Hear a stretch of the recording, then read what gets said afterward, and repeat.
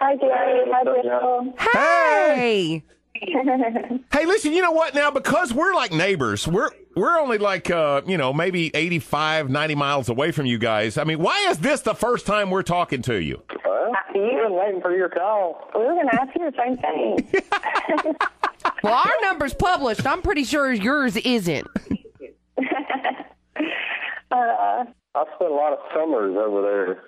Yeah. My cousin, they lived over there. We were up to no good over there in Bossier. I was actually born in Bossier Medical Center. Were you really? Oh, wow. Yes, I was. Right there on Airline Drive. That's right. Okay, now listen, I have to explain something here. This is really important that the two of you, because this interview will have been for naught if two things don't occur. Obviously, we've got to create all the publicity that we possibly can for the new book, The Good, the Bad, and the Grace of God. We got to make sure we sell books. And if this interview doesn't end with Jep going, golly, Gary, I don't know how I could go another duck season without you in the blind with me, then it's been for naught. I'll try. I'll see what I can do. Those may be just words, though. I'm just going to go ahead and let you know that. So life for the two of you didn't start off, in this Hollywood fashion where you're the stars of a reality TV show. It was on the dark side. Mm-hmm. It was in the real world, basically. And, we definitely didn't start off like a normal 20 and 22-year-old couple meeting in college or right out of high school. And I was going through a lot. I was going through a divorce when Jep and I first saw each other for the first time.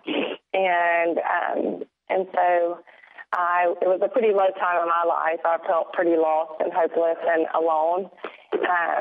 But I did meet Jep and his buddies, and we definitely all got close as a big group, and there was a big college group. And we were definitely friends before anything else. I really never thought he was really like me because of everything that I was going through and all the baggage that would, come with the territory.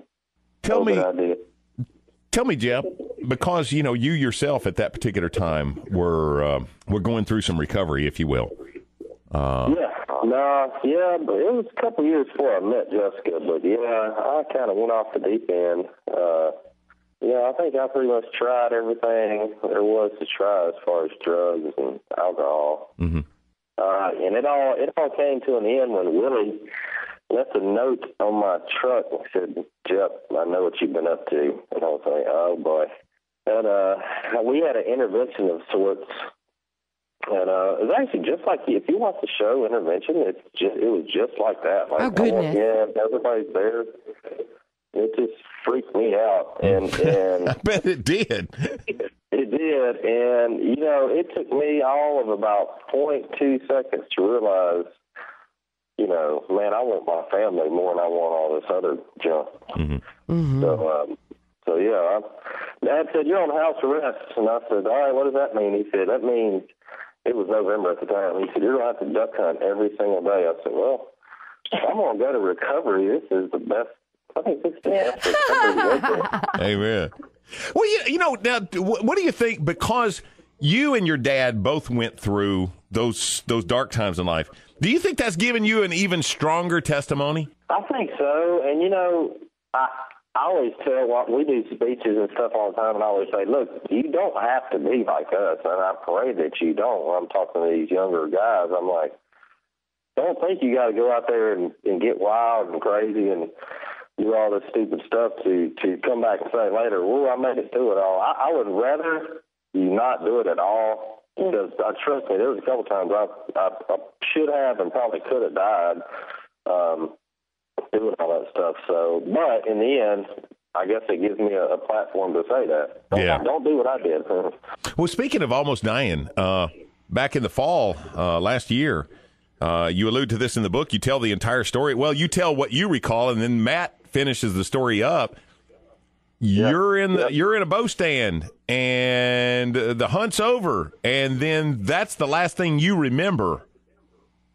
After, I assume it was indeed a grand mal seizure that you had while you were in the stand. It sure was. Yeah, I thought, Willie likes to pick on me. He said, "Oh, Jep got the worst kind of buck." We threw him into a Seizure and a coma. Because I did see an awesome buck. I mean, like a giant right before all this happened. So, yeah, I leave it to Willie Belly to make a joke. I woke up 5 days later and looked at Jessica and said, "What happened and where am I at?" And she could tell me the blank. Yeah, it was pretty traumatic. We didn't know if he'd make it. We didn't know. Like the last time I saw him with his eyes open, he didn't know who any of us were, and he couldn't speak a syllable. He could just grunt. And so it was a life or death situation, I felt like. I mean, we didn't know what was going on. We didn't know, but God had other plans, and, we were so grateful to have him back and able to speak. And, the best thing was when he woke up and, he knew who I was. And I was like, oh, goodness, I didn't know how we would live without him knowing who the kids were, or who, he came home, the kids were, I didn't really know what to tell them. It was so scary for me. And how do you tell the kids? How do you tell the kids what's going on with Dad? Well, I just said that Daddy was sick and that they think he had a seizure, and they didn't see him in the ICU at all, because you have to be older to come in the ICU, so, which was good because he was completely sedated and on a ventilator, so he looked awful. I mean, he looked close to death. I mean, it was very emotional for us. Kay stayed in the hospital with me the whole time, never left. She stayed the night in the hospital bed. The hospital was fantastic and took care of us. But, it was, I can't imagine ever going through something like that again. So it never happened. You know what, Jessica? You wouldn't lie to us, would you? No. Okay. All right. So I'm going to ask you one question. You have to settle something, okay? Mm-hmm. Is Jep really Miss Kay's favorite? He is. I mean, he's the baby, so he's definitely favorite. But we always joke around and say Kay's favorite is whoever she's with at the time. Aww. She gonna love on whoever she's with. That's fine. This is the question I think is more important. Who's her favorite daughter-in-law? Score! The book is now out. The Good, the Bad, and the Grace of God: What Honesty and Pain Taught Us About Faith, Family, and Forgiveness, from Jep and Jessica Robertson, the stars of Duck Dynasty. You two, I have delved off into this, and I'm really impressed. And Jep, I don't make any pretenses. I like girls, but you were a good-looking fella before you grew all that hair all over your face. Hey, I'm still good looking. Hey, well, you just can't see your face as much. All right, so you've got the hardcover, Gary. I actually just downloaded it on my Kindle. Okay. Well, fantastic. Hey, kids, listen, thank y'all. Thank you for your faith. Thank you for your family. And thank you for being such great ambassadors of our fantastic state of Louisiana. Thank you. Yeah, we'll be in your neck of the woods pretty soon at the Barnes & Noble in Shreveport. Make sure that we know when you're going to be there so that we can get the word out. Yeah, that'd be great. Thank you. Jep and Jessica Robertson. Bye, guys.